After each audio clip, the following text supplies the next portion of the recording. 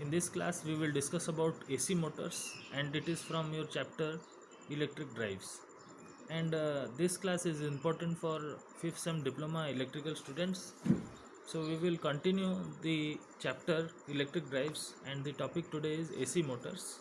So we will discuss about three phase induction motors. While in running condition there is a basic difference between squirrel cage and slip ring induction motor.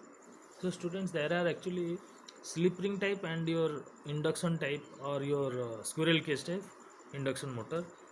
The only drawback of a required cage motor is that speed control cannot be achieved by inserting resistance in rotor, as in the case of slip ring motor. So it is the only drawback. We cannot vary its speed, or the speed can't be changed. So starting torque developed by slip ring motor is more than that required in a cage motor.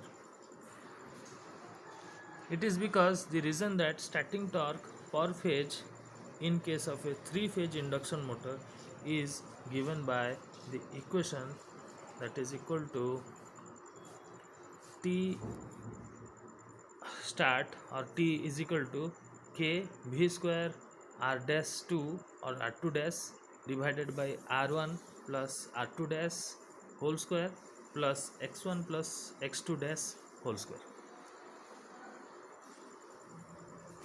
Now, what is capital V? It is the applied voltage per phase to stator, and mind you students, this is per phase, so you have to convert it into per phase voltage. And R1, it is also stator resistance per phase. You cannot just sum up the resistance and tell that it is the stator resistance. No, it has to be calculated per phase. Similarly, R2 dash is the rotor resistance per phase referred to stator side, and X1 is equal to stator reactance per phase, X2 dash is equal to rotor reactance per phase referred to stator. It is clear that starting torque will become maximum when rotor resistance is made equal to leakage reactance, since rotor resistance is not more than 1 or 2% of its leakage reactance. Otherwise, efficiency will be low. Thereby, by adding additional starting resistance, the starting torque increases. So students, by adding additional resistance, we are in a position to make this motor having higher amount of torques. So this resistance is cut out gradually. Why? Because it is unnecessarily in the circuit and will cause you unnecessary losses. So we have to remove this resistance after starting the motor with additional resistance. So they have to be gradually cut out as the motor picks up speed. So draw torque speed, torque slip characteristics. Efficiency of 3-phase induction motor increases in the beginning with the increase in output till it reaches the maximum, then decreases at heavy. Another important aspect of running characteristics of induction motor is power factor. So power factor versus torque load curve.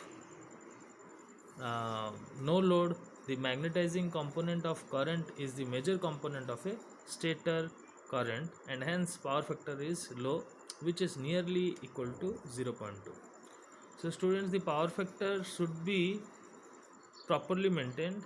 If it goes very lower, then economically it will be a loss and you will be having your efficiency less also. So we have to take proper care towards the power factor and to maintain also. There are also penalties imposed in factories if their power factor is not maintained. So as the load of the motor increases, it has to draw a corresponding active component of current. Thus, with the increase in load, power factor is raised, and on full load its value may be between 0.8 to 0.9 as in the diagram. The motor always works on low power factor. The starting torque of slip ring induction motor is high. So during starting the slip ring induction motor, the torque is always high because additional resistance is inserted. And hence these are suitable for heavy duty starting. Squirrel cage motor is the best or most commonly used AC motor.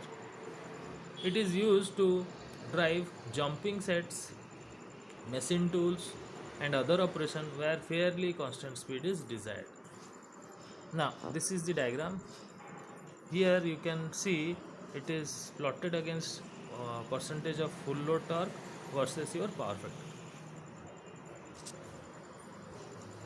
or the torque speed characteristics. Now, there is another diagram, that is speed versus torque. When there is a low resistance, what will be the curve? When there is a medium resistance, what shall be the curve? And with large rotor resistance, what shall be the curve? So let me show you with traces also. Already it has been shown, but let me draw it also. So this is the curve for your low resistance. For medium resistance, this shall be the curve, and for higher resistance, this will be the curve. So you have to remember its pattern, right? Now this is slip versus torque. How the variation of slip will cause the torque. So this is the graph shown. Slip versus torque is given to you, and there is load percentage versus power factor. So there is a repulsion motor and an induction motor. So there are the graph shows you for no lag motor and for induction motor also. Now compensated induction motor. This is an improvement of the plain induction motor, and it is called no lag motor. It gives unity or slightly leading power factor over the entire range of leads. The primary winding is placed on the rotor and the secondary winding on the stator. The rotor also has an additional winding known as commutator winding, whose EMFs are collected by the brushes from the commutator and injected into secondary winding in such a way that the power factor improvement is affected. The power factor variation according to load of the motor is as in the figure, which we have already seen in the figure 2.16. So let me just make you the figure again in your screen. So this 2.16. So this is the figure 2.16. This is load percentage versus power factor. Now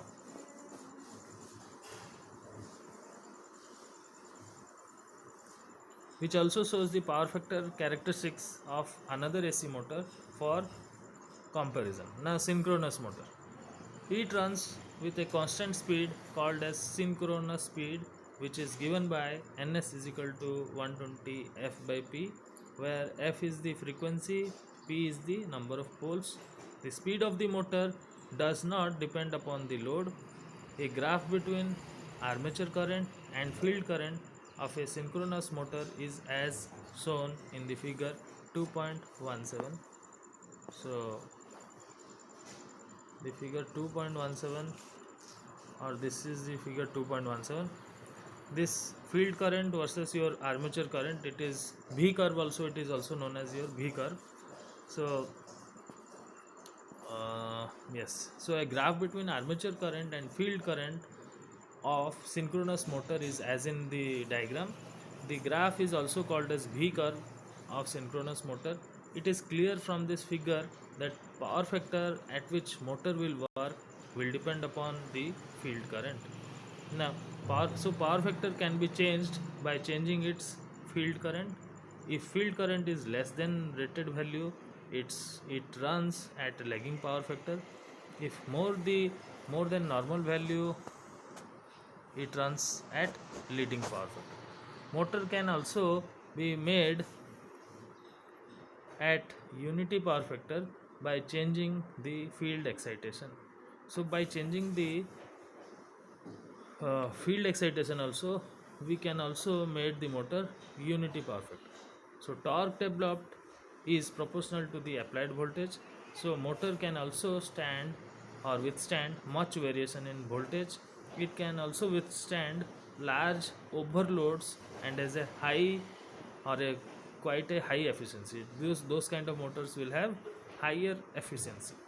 Now scarge motor. So what are scarge motor? It is also called as brush shifting motor, in which power factor correction and speed control both are available. So these are a special motors inside. I think in this semester only in energy conversion you have scarge motors.